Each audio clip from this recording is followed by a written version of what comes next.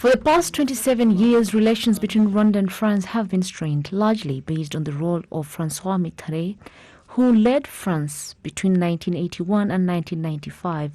His leadership is accused of involvement in the genocide against the Tutsi in Rwanda. However, since President Emmanuel Macron came to power in 2017, France seems to have begun to change course, which is why in 2019, President Macron himself set up a commission of historians to explore the country's role in the genocide against the Tutsi.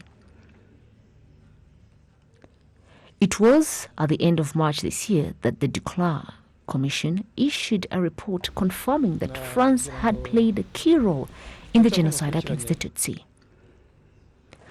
Honorable Mutimura Zeno, political and diplomacy expert, believes that the report is the one that reinforced the new line that France wants to establish. France has been stubborn because it is the only country that has not apologized. The Americans apologized, the British apologized, and so did the Belgians for not helping Rwanda, and to this day France has not apologized. But for Macron to accept the report and make a visit to Rwanda gives a good indication. Let me first tell you one thing. The basic essential principle in diplomacy is that there are no permanent friends or enemies. It would be great if, in the interests of France and Rwanda, they came together and agreed to build and negotiate.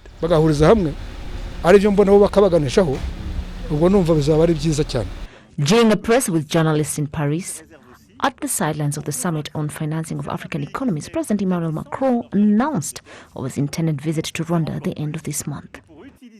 Je vous confirme mon déplacement à la fin du mois de mai au Rwanda.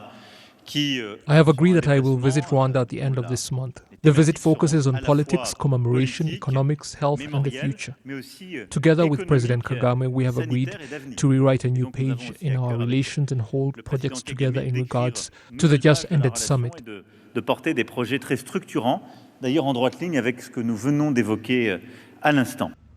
However, President Macron declined to say whether he would apologize to all Rwandans and the genocide survivors in particular during his visit to Kigali for his country's role in the genocide against the Tutsi.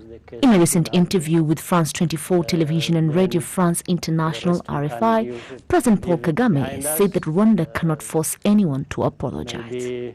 All that matter is upon France to decide what they think is best for them. The worst thing I can do, which I would not actually wish to do, is to ever ask anybody to apologize or to do this or that. I leave it to them. That's when it comes out honestly, genuinely, and people. It's the world that judges. It's not just me. But it would be an important gesture. I understand you're not going to call for it, but if it happens, you would deem it as an important. I think so. If anybody recognizes the problem and says and does things about it, I think that's the best outcome. Right. Absolutely, I would appreciate that. Right.